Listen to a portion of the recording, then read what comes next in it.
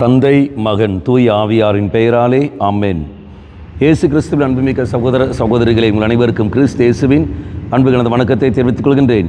இன்று நற்செய்தி பாகமானது மத்தேயு நற்செய்தி 12ஆம் அதிகாரம் 38 முதல் 42 வரையுள்ள திருவாக்கியங்கள். குறிப்பாக 38வது வாக்கியம். அப்பொழுது மறைநூல் அறிஞர் சிலரும் பரிசேயர் சிலரும் இயேசுவுக்கு மறுமொழியாக, போதகரே, நீர் அடையாளம் ஒன்று காட்ட வேண்டும் என விரும்புகிறோம் என்றனர். அன்பார்களே, எவ்வாறு இவர்கள் அடையாளம் கேட்டு சோதிக்கிறார்களோ அதே போல் நீயும் நானும் தெய்வத்தை அடையாளம் கேட்டு சோதிக்கின்றோம். இவர்கள் அடையாளம் கேட்டது நம்பிக்கை வளருவதற்காக அல்ல, இயேசுவை சோதிப்பதற்காக. இதே மாதிரி நீயும் நானும் நம்முடைய குடும்பத்திலும், ஆண்டவரே நீ எனக்கு ஒரு அடையாளம் காட்டு, நான் உன்னை தேடி வருகின்றேன், நீ எனக்கு ஒரு வேலை கொடு, அதுக்கப்புறம் நான் ஆலயத்துக்கு வருகின்றேன், இதான் என்னுடைய திருமணம் தடை நீங்கி போகட்டும், அதன் பிறகு நான் உண்மையில் நம்பிக்கை வைக்கின்றேன் என்று சொல்லிக்கொண்டு நாம் என்ன செய்கின்றோம்? தெய்வ சன்னதியில் இப்படி இருக்கின்றோம்.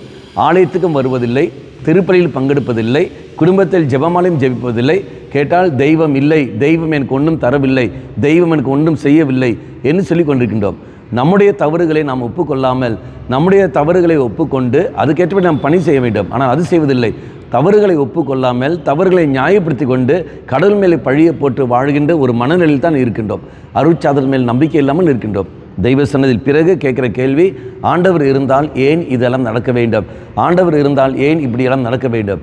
நம்முடைய தெய்வம் தீமையின் தூண்டுதலுக்கு ஆளாவதில்லை. நம்முடைய தெய்வம் தீமையை தருபவர் அல்ல, மாறாக நன்மை மட்டுமே செய்கின்றவர்.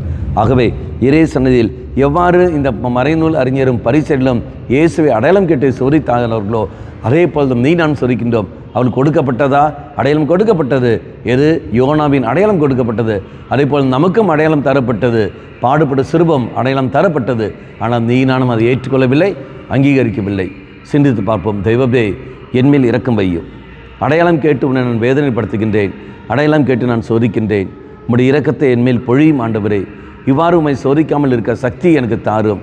நம்பிக்கையில் வளர்ந்து வர கிருபையை தாரும் என்று சொல்லிக்கொண்டு மன்றாடுவோம். அம்மா மாதாவே, தெய்வ மாதாவே, எங்கள் மாதாவே, என் அன்னையே, விசேஷமாக எனக்காக பரிந்து பேசும். ஆமேன். தந்தை மகன் தூய ஆவியாரின் பெயராலே ஆமேன்.